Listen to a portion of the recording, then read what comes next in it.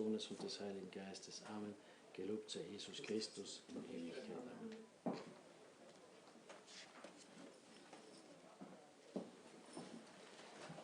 Au nom du Père et du Fils et du Saint-Esprit, ainsi soit-il. Bien chers fidèles, en ce dimanche de Pâques, nous avions médité ensemble avec le Saint-Pape Grégoire le mystère, ou alors l'explication spirituelle mystérieuse des actions qui sont rapportées par l'Évangile. Saint Grégoire commence par rappeler ce qui s'est passé, les saintes femmes qui, après la mort de Jésus-Christ, le matin après, se rendent au Saint-Sépulcre avec les arômes, avec le baume, n'est-ce pas, pour soigner le corps de notre Seigneur Jésus-Christ. Et avant de donner l'explication de ce que signifie le baume et la bonne odeur des parfums, il note tout de suite la grande humanité de cette sainte femme. Les saintes femmes qui ont suivi notre Seigneur Jésus-Christ dans la vie publique, qui l'ont servi, et ce n'était pas quelque chose de très simple, parce qu'il n'y avait pas seulement le Christ et les 12 apôtres, il y avait aussi les disciples. C'était un bon nombre de personnes qui se déplaçaient, et il fallait leur donner à manger, il fallait certainement faire la lessive, laver, nettoyer, etc., tout cela. Eh bien, il démontre comme ces saintes femmes qui tellement aimaient le Christ que, même après mort, avec beaucoup d'humanité, elles prennent soin du mort. À la différence de notre civilisation soi-disant humaine, humanitaire, humaniste, les droits de l'homme et tout cela, nous voyons que il se passe exactement le contraire. Le mort, c'est quelque chose de écarté. On ne veut pas le voir, on ne veut pas le toucher, on ne veut même pas le sépellir, on aimerait plutôt le faire disparaître et le rendre un petit tas de cendres, tandis que la vraie humanité fait si que le mort, avec beaucoup de piété, est lavé, habillé, préparé, disposé.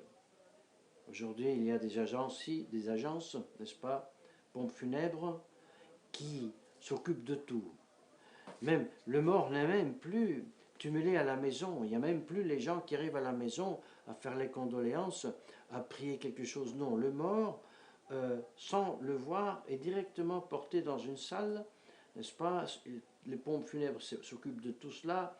On ne fait rien. C'est un signe évident de décadence et de déshumanité.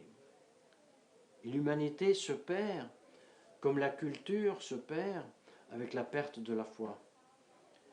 Non pas les saintes femmes, tout au contraire. Elles démontrent donc et donnent un exemple de grande humanité vers le mort, vers Jésus-Christ mort. Et le baume, le parfum qu'ils portent, ou alors le baume et le parfum qu'ils présentent aux morts, le mort qu'ils cherchent, parce qu'ils vont en cherche de Jésus-Christ, ils le veulent voir, ils le veulent trouver, ils se posent des questions, comment ferons-nous pour le voir? Il y a une grande pierre, puis ils découvrent qu'elle a été mise à côté. Eh bien, voyez, nous dit le Saint-Pape, les baumes et le parfum, la bonne odeur, ce n'est rien d'autre que l'effet des bonnes œuvres de la vertu. Et non seulement, dit-il, nous qui sommes parfumés, embalsamés par l'odeur de la vertu, nous cherchons le Seigneur et nous sommes recommandés par les bonnes œuvres. Ce sont les bonnes œuvres qui sont comme notre carte de visite près du Seigneur, mais en même temps, ce sont ces bonnes œuvres, parfums, baumes, qui suscitent en nous, voilà une autre grande réalité que le monde moderne, soi-disant humain, a parfaitement perdu, c'est le grand désir. Elles avaient un grand désir de voir Jésus. Le désir, une réalité que le monde moderne a totalement oubliée. Ou alors, si la parole existe, elle est confondue, identifiée avec la tyrannie des sens qui font si que je suis irrésistiblement attiré par un bien sensuel, charnel, et alors je me sens très attiré vers cela, mais ce n'est pas le désir. Le désir naît dans l'âme virtueuse et dans un cœur virtueusement libre. Et le désir, c'est quelque chose qui élève l'âme, mais non pas qui l'abaisse au désir sensuel et charnel. Et voilà que cette pureté des cœurs des saintes femmes est, oui, et reçoit un prix. Le prix promis par la béatitude de ceux qui sont purs de cœur, ils voient Dieu. Les saintes femmes reçoivent le prix de voir les citoyens des cieux, les anges, l'ange, assis à la droite, symbole de l'éternité, à la différence de la gauche qui est la vie terrestre, n'est-ce pas? Et voilà que l'ange communique aux saintes femmes sa propre joie de la résurrection de Christ. Et oui, le ciel tripudiait de joie à la résurrection de notre Seigneur Jésus-Christ, parce que le ciel a été, les portes du ciel ont été ouvertes. Et pourquoi les anges sont tellement contents que ces portes aient été ouvertes? Parce que les innombrables places vides, perdues, là où étaient les anges qui sont tombés avec Satan, désormais pouvaient être remplacés, remplis par les âmes sauvées. Et ça, c'était leur grande joie qu'ils communiquaient. Et nous fait noter Saint Grégoire, cette communication se fait de manière double. D'une part, avec la joie sereine, grande, édifiante, et en même temps par la terreur. Ah oui, leur tunique était blanche de la candeur de la neige. Et en même temps, il resplendissait comme la foudre. La foudre, mes chers fidèles, c'est une lumière très forte et qui incute peur, comme lorsque on voit la foudre d'un grand orage, ça nous fait peur, on se cache. C'était la peur des soldats. C'est la peur, dit saint Grégoire, du pécheur. Le pécheur qui, devant la réalité et la splendeur de Dieu, prend peur. Comme il est dit dans l'Apocalypse, les rois de la terre, les princes, les tribuns, les riches, les puissants, disaient aux montagnes et aux masses, tombez sur de nous et couvrez-nous, parce que nous devons fuir la colère de l'agneau.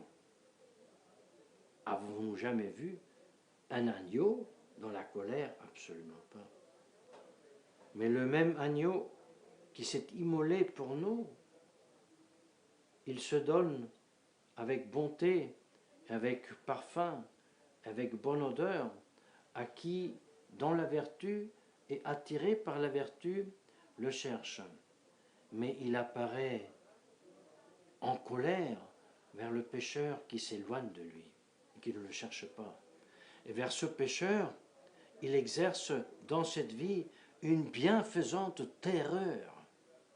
Oui, Jésus-Christ terrorisé, qui ne croit pas sera condamné. Oui, l'Apocalypse est terrifiante, c'est vrai.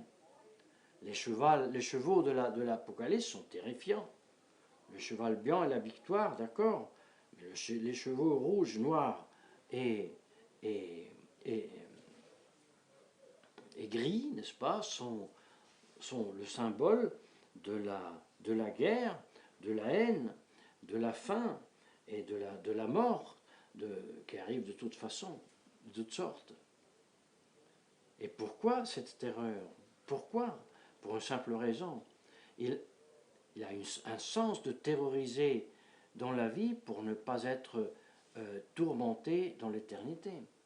Et donc tout cela a le sens de réveiller le pécheur. Et c'est pour cela nous-mêmes, tout en nous faisant, n'est-ce pas, les vœux d'une sainte Pâque et tâchant de aussi partager la joie des saintes femmes et la joie des anges, mais en même temps nous disons, si je suis pécheur, que je sois, par la grâce de Dieu, terrorisé, que cette terreur fasse que j'aille me confesser, que je abandonne la vie du péché, du vice, pour être libre et pour pouvoir jouir de la candeur, de la gloire des cieux, des anges et surtout de notre Seigneur Jésus-Christ. Voilà la grâce, bien chers fidèles, que je vous souhaite de tout cœur par l'intercession de la très sainte Vierge Marie, au nom du Père et du Fils et du Saint-Esprit, ainsi soit-il.